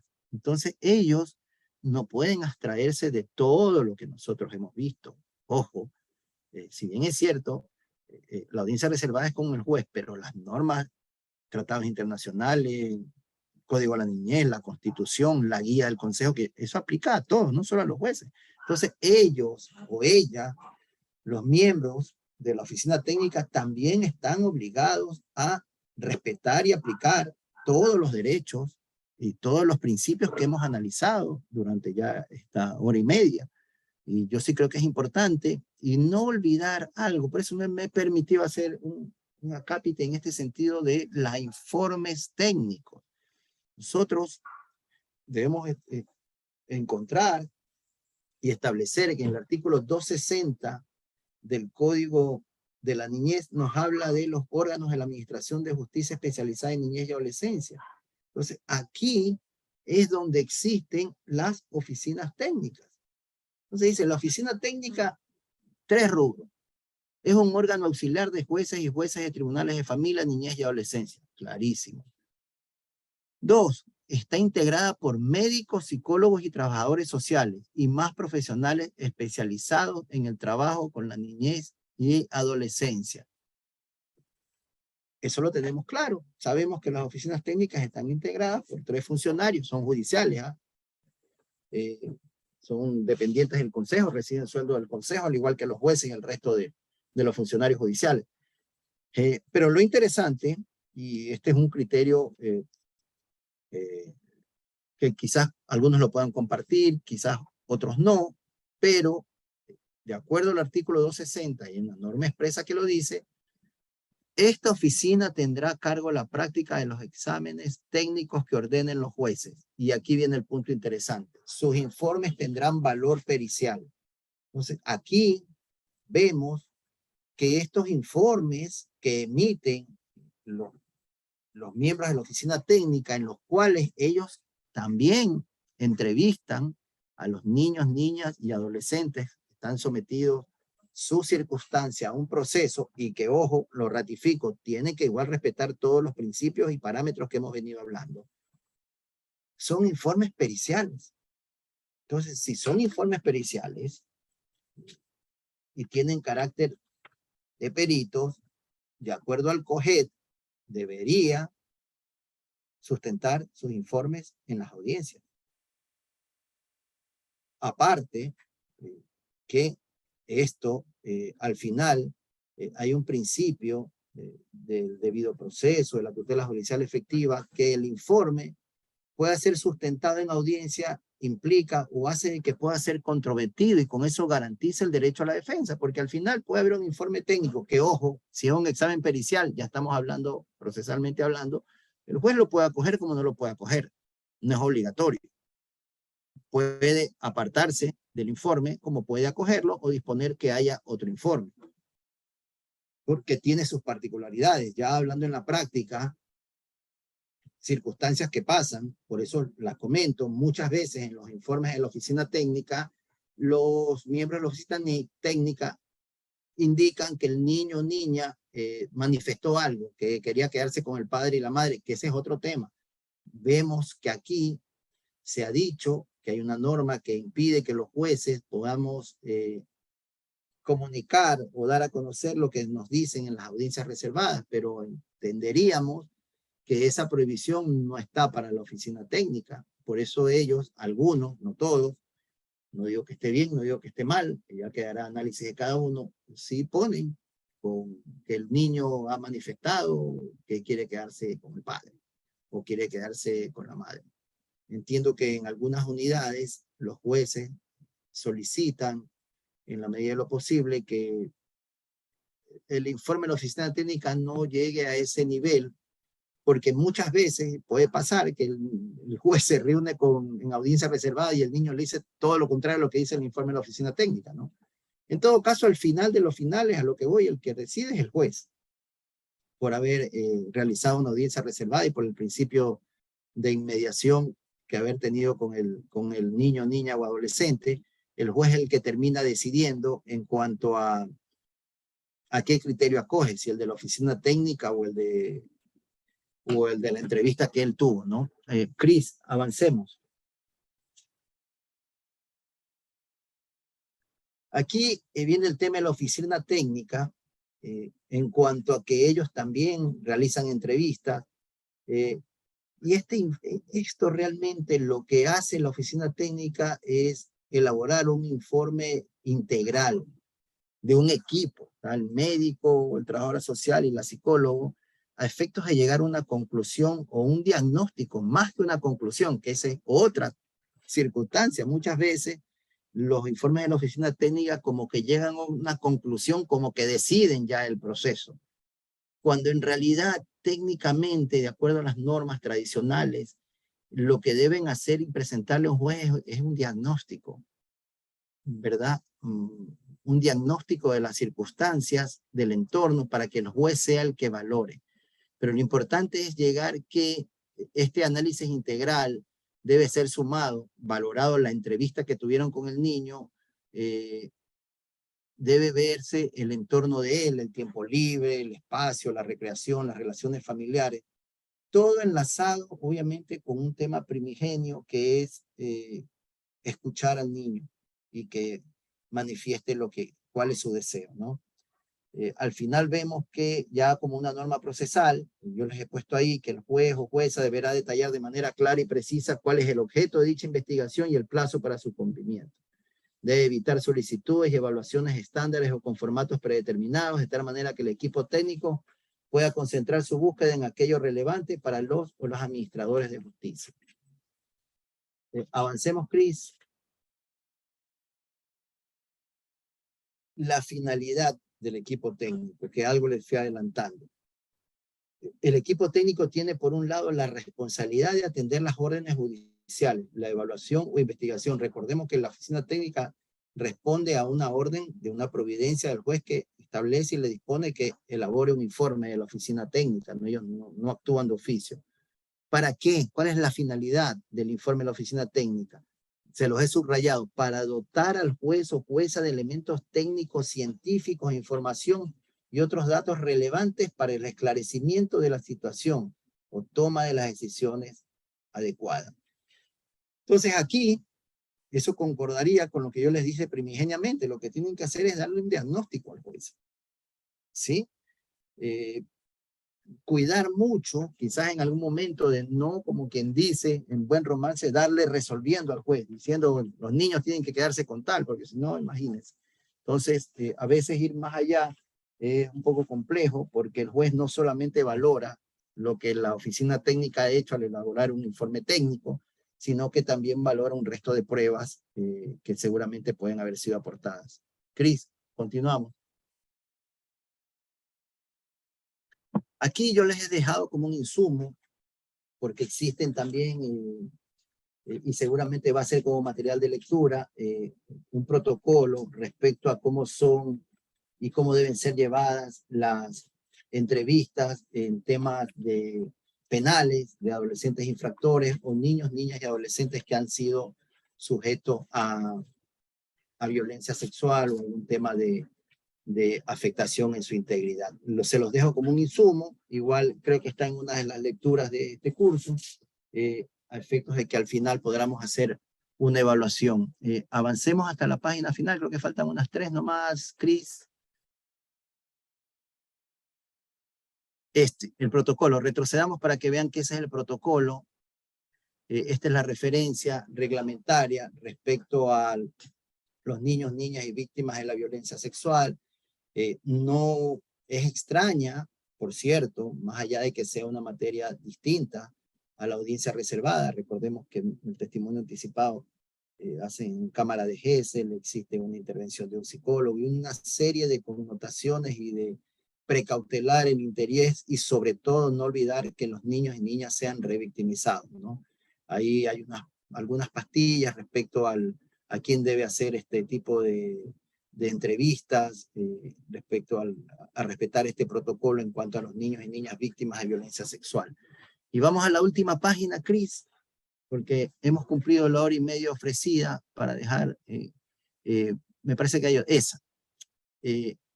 Yo me he permitido poner este texto que dice: no hay causa que merezca más alta prioridad que la protección y el desarrollo del niño, de quien dependen la supervivencia, la estabilidad y el progreso de todas las naciones y de hecho de la civilización humana y por qué no de nuestras vidas. Cris, hasta aquí llegamos.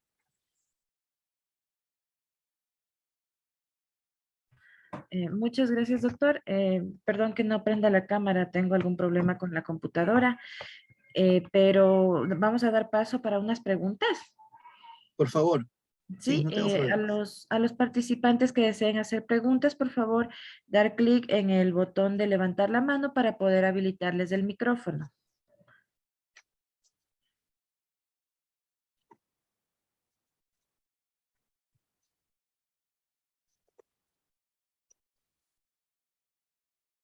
Vamos a habilitar el micrófono de Lisette Abad. Habilite su audio, por favor. Buenas tardes, estimado doctor. Primeramente agradecerle por la ponencia, muy interesante. Tengo una inquietud.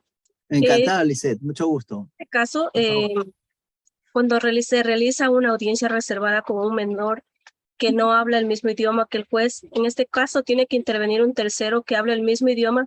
Por ejemplo, si el niño habla el idioma quichua, ¿aquí cómo se va a proceder? Tiene que haber un traductor, necesariamente. Está en alguna de las diapositivas. Medio lo leí de corrido, pero efectivamente es una de las garantías. En la guía que le hablé del Consejo de la Judicatura, está en la página, está establecido. Tiene que garantizarse el derecho a que pueda ser entendido a través de un traductor. Indiscutiblemente que sí. Buena pregunta, Lisa. Muchas gracias, doctor. Le agradezco muchísimo. Doctor, tenemos una A usted. pregunta en el chat de Carlos Público. Ajá. Dice, un abogado puede solicitar en audiencia una ampliación a la que realizó el diagnóstico de la oficina técnica por cuanto considera que está incompleta. En caso de negativa, ¿se puede apelar a aquello? A ver, una interesantísima pregunta. A mi criterio, por eso les dije que, y me refería al código de la niñez, que para mí, y de acuerdo a lo que dice el código, los informes de la oficina técnica tienen carácter pericial. Y el COGEC determina que los peritos deben sustentar sus informes en audiencia. Por lo tanto, deben comparecer los miembros de la oficina técnica a la audiencia, sustentar su informe y ahí tienen que ser controvertidos por el principio básico de derecho a la defensa. O sea, el informe técnico no puede ser una verdad escrita en piedra, porque lo presento. Más allá de que me puedan correr traslado, que efectivamente yo puedo pedir que se amplíe, pero al final tiene que ser evacuado en la prueba. Y ahí yo puedo solicitar que efectivamente sea ampliado. Y el juez, si en realidad no considera esa ampliación, que al final termina siendo un auto interlocutorio de alguna manera negativa de prueba, yo creería que sí puede ser apelado como auto interlocutorio, si le niega la ampliación. Muchas gracias, doctor. Vamos a habilitar el micrófono de Lolita Silva. Por favor, habilite su audio.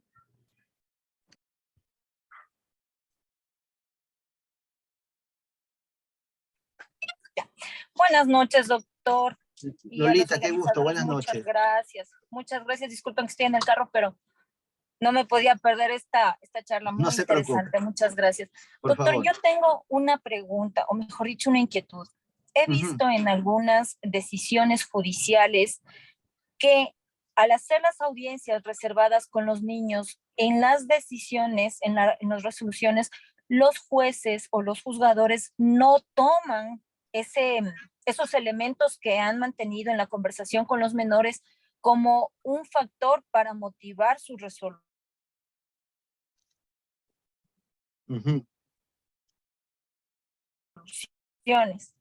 O algo así.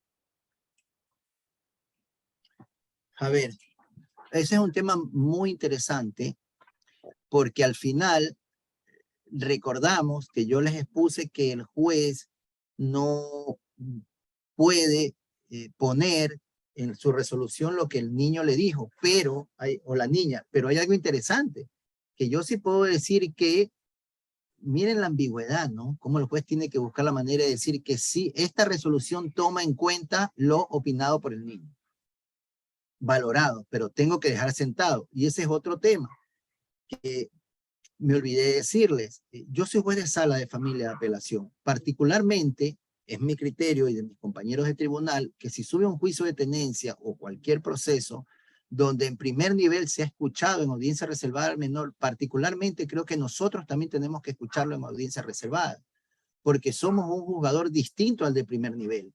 Y la norma establece que en toda instancia y en toda circunstancia tiene que ser escuchado. O sea, si lo escucharon en primer nivel, ¿por qué no lo vamos a escuchar nosotros?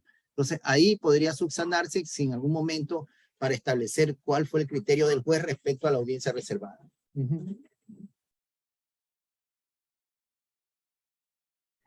Muchas gracias, doctor. Vamos a habilitar el audio de Patricio Castillo.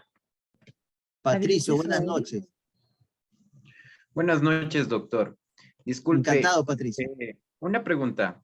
Tal vez para hacer la confrontación de peritos, que se lo denomina, se pudiera realizar informes de peritos, obviamente que no sean pertenecientes a la oficina técnica y presentarle en la audiencia, por ejemplo, de un psicólogo o de una trabajadora social, para realizar justamente la confrontación de peritos en la audiencia.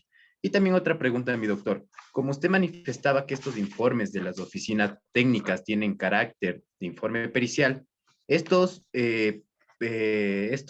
personas deberían estar acreditadas por el Consejo de la Judicatura o no, mi estimado doctor. Muchas gracias. Buena pregunta. Las dos preguntas, excelente. Efectivamente, puedo solicitar como prueba que se designe un perito distinto a la oficina técnica, sin perjuicio de que ellos hagan una valoración, a un perito psicólogo, totalmente. Totalmente. Y lo puedo decir al juez que sortee un perito respecto del sistema de peritos, ¿no? Totalmente, no hay ningún problema. De hecho, yo he tenido casos donde está el informe de la oficina técnica y hay peritos señalados que han solicitado las partes, ¿no? Inclusive, de pronto hasta en la demanda yo puedo adjuntar un informe psicológico, algo de un perito acreditado por el Consejo de la Judicatura y lo reproduzco en audiencia. Y respecto a los otros, los miembros de la oficina técnica no necesitan estar acreditados porque como la oficina técnica es un organismo auxiliar, ellos tienen el carácter de pericial, sin estar registrados. Pero es muy buena pregunta, pues son preguntas muy procesales las que usted ha hecho. Lo felicito. Muchas gracias, doctor. Vamos a habilitar el micrófono de Michelle Spin. Doctor, muy buenas noches. Primero, agradecerle por la ponencia y por la invitación al día de hoy. No sé si de pronto se me puede escuchar. Michelle, ¿cómo está? Buenas noches. ¿Sí me escucha, doctor? Sí, Michelle, le oigo. No lo veo, Ya. pero lo oigo. Sí, lamentablemente no sé por qué se me ha activado la cámara, pero soy su estudiante de Procesal Civil 3. Así lo veo. Perdón, Michelle dos. es mi alumno en la UES de Procesal Civil, un muy buen alumno, por cierto. Que estés aquí. Gracias, doctor. Una consulta. Quería saber si el juez, en lo que es la audiencia, no le llega a convencer lo que es el informe de la oficina técnica. Él puede pedir prueba para mejor resolver y suspender la audiencia. Totalmente. Totalmente. Efectivamente, recordemos que el informe pericial no es obligatorio, Michelle. ¿Sí? El juez puede no acogerlo y como prueba para mejor proveer, suspender la audiencia y designar a otra oficina técnica. Te felicito porque has estado atento a mis clases. Muy amable, doctor. Gracias. Buena pregunta, Michelle. Muchas gracias, doctor. Hay una pregunta en el chat de Sofía Yepes. Dice, Por favor. doctor, ¿qué hacer si en el momento de la conciliación se trata de llegar a un acuerdo? Sin embargo, obligatoriamente habría que señalar lo que un niño, niña o adolescente ha señalado en la entrevista reservada, especialmente en el tema de tenencia, a fin de evitar decir lo que el niño, niña o adolescente haya relatado. Esa pregunta es muy interesante y ¿saben qué? Se me había pasado por algo. Me hace acuerdo. Es una posición particular lo que yo les voy a decir. Por ejemplo, los centros de mediación del Consejo de la Judicatura, antes no, de un tiempo acá, ellos establecen que también están facultados para llegar a acuerdos en temas de tenencia y regulación de visitas.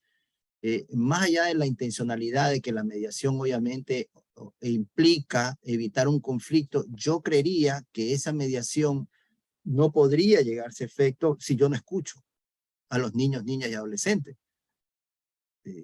Si hemos estado hablando de la Corte Constitucional, los parámetros y todo, yo cómo puedo llegar a una mediación o establecer un régimen de visitas o una tenencia que de pronto un niño o un adolescente no está de acuerdo y tiene sus motivos justificados, ¿no?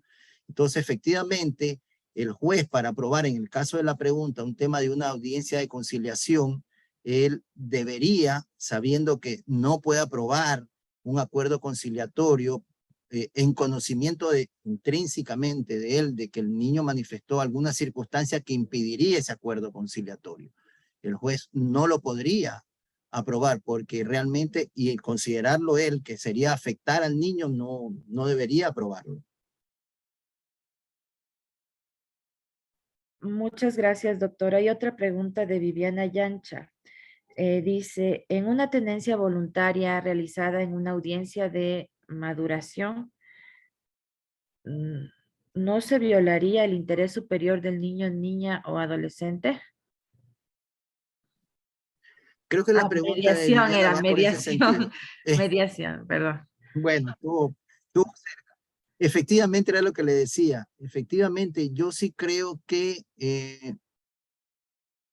¿cómo podemos decidir la tenencia, una regulación de visitas si no hemos escuchado la opinión del niño o de la niña o del adolescente?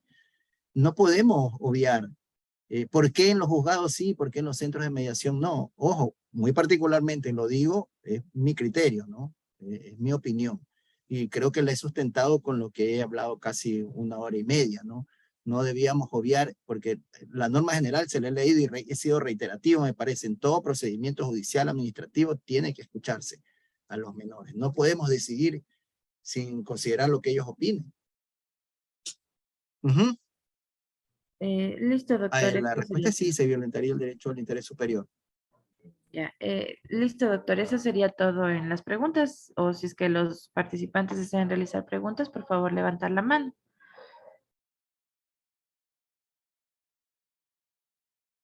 Vamos a habilitar ¿En el qué fase micrófono.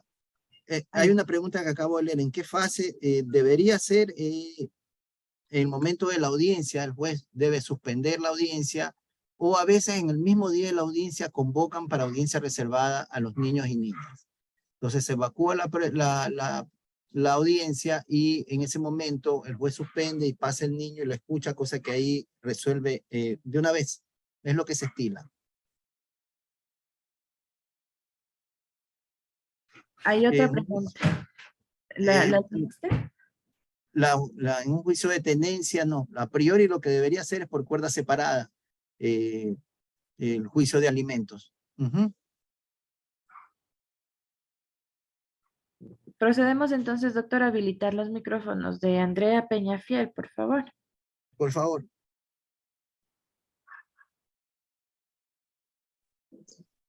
Buenas noches, doctor. Buenas noches, compañero. Una pregunta. Mi pregunta se basa que si se puede realizar una audiencia privada en un juicio de divorcio para tener la patria potestad de los menores. Totalmente. Totalmente. Esto se lo hace Sí, dentro de la audiencia de primera instancia. claro, en la O audiencia de sea, primera instancia.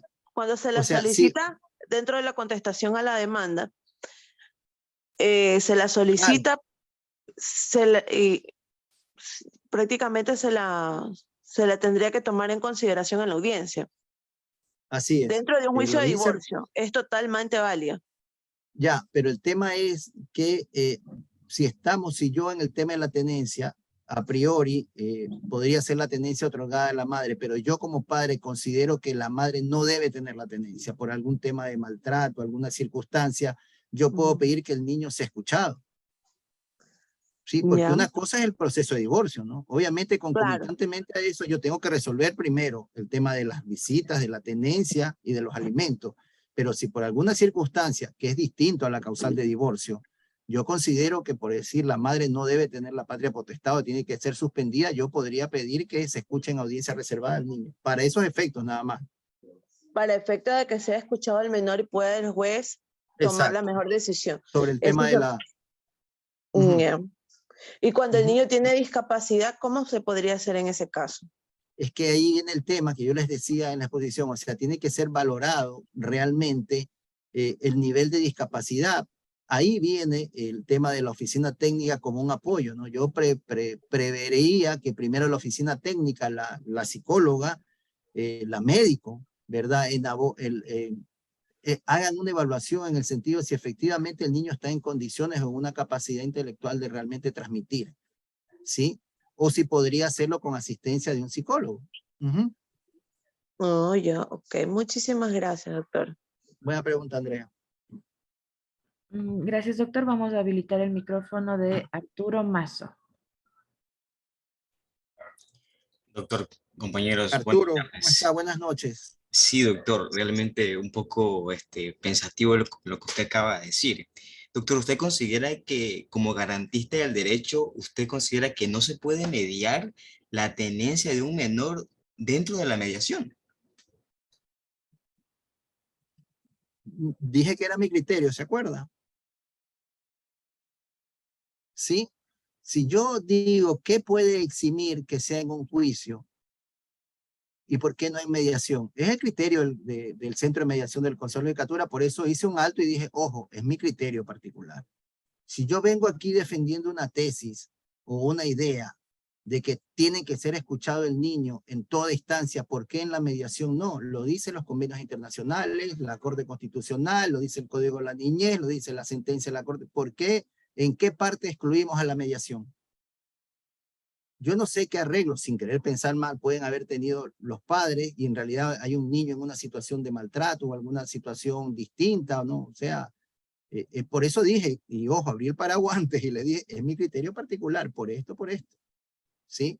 Es respetable criterio, ¿no? Obviamente no todos piensan como yo, por algo el Centro de Mediación del CJ aprueba tenencias sin escuchar a los niños, ¿no?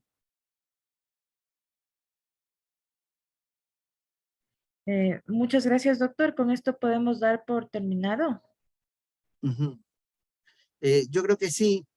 Nuevamente, este tema de la niñez, bueno, yo soy juez de la niñez, familia, es un tema maravilloso. Y lo bueno, lo que yo les digo, más allá de la opinión que yo pueda tener, es generar este debate, que es lo importante.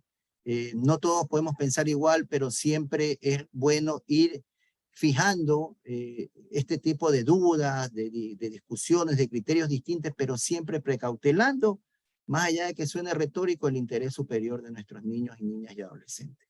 Ese es el camino y ese es el objetivo. Yo les agradezco en lo que yo haya podido aportar a ustedes. Para mí es un privilegio realmente haberme podido dirigir y como siempre muy agradecido a la Escuela Judicial por considerarme para darles esta charla. ¿Sí? Me despido de ustedes, que tengan una excelente noche. Muchas gracias, doctor. Siempre estamos contentos con su valiosa colaboración con la Escuela de la Función Judicial. Siempre muchísimas gracias y también agradecer a nuestros participantes por habernos acompañado el día de hoy.